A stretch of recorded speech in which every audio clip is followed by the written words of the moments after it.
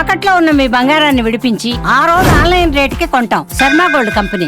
పహల్గాం దాడికి ప్రతీకారంగా పాక్లోని ఉగ్రవాదులపై భారత ఆర్మీ దాడి చేసింది. ఆపరేషన్ సింధూర్ పేరుతో ఉగ్రవాదాన్ని ఏరివేతే లక్ష్యంగా జరిపిన దాడుల్లో 100కి పైగా ఉగ్రవాదులు హతమయ్యారు.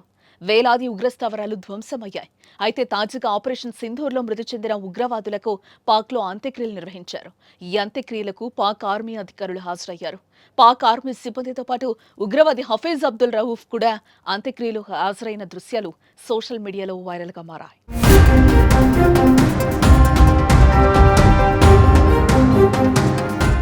ఇదిలా ఉంటే ఉగ్రవాదానికి మేము దూరం, ఉగ్రవాదాన్ని తాము పెంచి పోషించడం లేదని కావాలనే భారత్ తమపై తప్పుడు ప్రచారాలు చేస్తోందంటూ పాక్ ముసలి కన్నీరు కారుస్తూ వస్తోంది.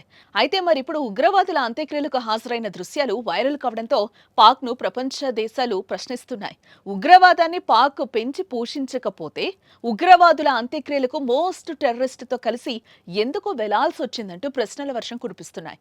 ఎలుకతోలు తెచ్చి ఏడాది ఉతికినా నలుపు నలుపే గాని తెలుపు కాదు. ఇదిగో ఈ సామెత పాకిస్తాన్కి బాగా సరిపోతుంది. ఎంత చెప్పినా ఏం చేసినా పాక్లో మార్పు రాదు. ఇప్పటిదాకా ఉగ్రవాదుల కారణంగానే దేశంలో పౌరులపై ప్రభావం పడుతోంది. తాజాగా భారత్ ప్రకటించిన యుద్ధం ఎఫెక్ట్ పాక్ ప్రజలపై పడింది. కానీ అవేమీ పాకిస్తాన్కు అవసరం లేదు. ఉగ్రవాదంతో తమకు ఏం సంబంధం అంటూ ప్రశ్నిస్తూనే వారితో కలిసి ఇలా నడవడం టెర్రరిస్టులతో పాక్ ఆర్మీకి ఉన్న బంధానికి అద్దం పడుతోంది.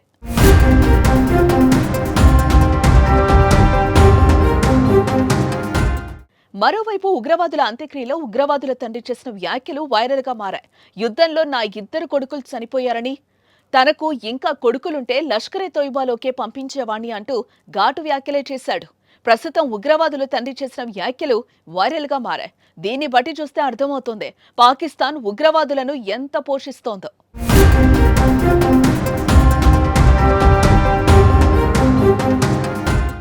मेरे 2 बेटे शहीद हैं। इंशाअल्लाह मैनू फख्र है कि मेरे 2 बेटे शहीद हैं ते मेरे 5 बेटे और हैं। इंशाअल्लाह मैं 5 बेटे इंशाअल्लाह रब दी राह दे दें।